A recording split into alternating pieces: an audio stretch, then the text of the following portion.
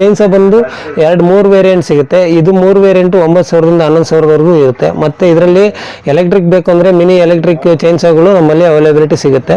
ಅದಕ್ಕೆ ಸ್ಟಾಕ್ ಖಾಲಿ ಆಗಿದೆ. ಸ್ಟಾಕು ಯಾವ್ದು ಬರುತ್ತೆ, ಕ್ವಾಲಿಟಿ ಯಾವ್ದು ಬರುತ್ತೆ ಅದ್ರ ಮೇಲೆ ಪ್ರೈಸ್ ಡಿಪೆಂಡ್ ಆಗುತ್ತೆ. ಪ್ರೈಸು ಯಾವ ರೇಂಜಸಲ್ಲಿ ಸಿಗುತ್ತೆ ಅಂತ ಹೇಳೋಕ್ಕಲ್ಲ. ಅಂದರೆ ಎಲೆಕ್ಟ್ರಿಕಲ್ಲಿ ಸಣ್ಣದು ಒಂದು ಮಿನಿ ಬಂದು 6,000ದಿಂದ ಸಿಗುತ್ತೆ, 5,000ದಿಂದಲೂ ಸಿಗುತ್ತೆ.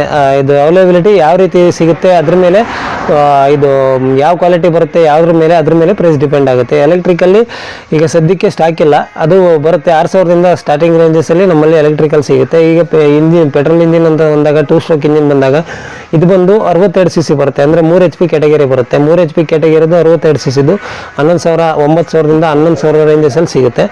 ಬಟ್ ಇದರಲ್ಲಿ 52 cc ಸಿಗುತ್ತೆ, ಅದು ಇನ್ನು ಕಡಿಮೆಗೂ ಕೂಡ ಸಿಗುತ್ತೆ. ಮತ್ತು 52 cc ಇದಕ್ಕಿಂತ ರೇಟ್ ಜಾಸ್ತಿ ಕೂಡ ಇರುತ್ತೆ. ಕ್ವಾಲಿಟಿ ಮೇಲೆ ಪ್ರೈಸ್ ಡಿಪೆಂಡ್ ಆಗುತ್ತೆ. ಒಂದ್ಸಲ ಇಲ್ಲಿ ಅಂಗಡಿ ಹತ್ರ ವಿಸಿಟ್ ಮಾಡಿ ನೋಡಿ, ನಿಮಗೆ ಅನುಕೂಲ ಆದರೆ ತಗೊಂಡೋಗಿ, ಇಲ್ಲಾಂದ್ರೆ ವಾಪಸ್ ಕೂಡ ಹೋಗ್ಬೋದು.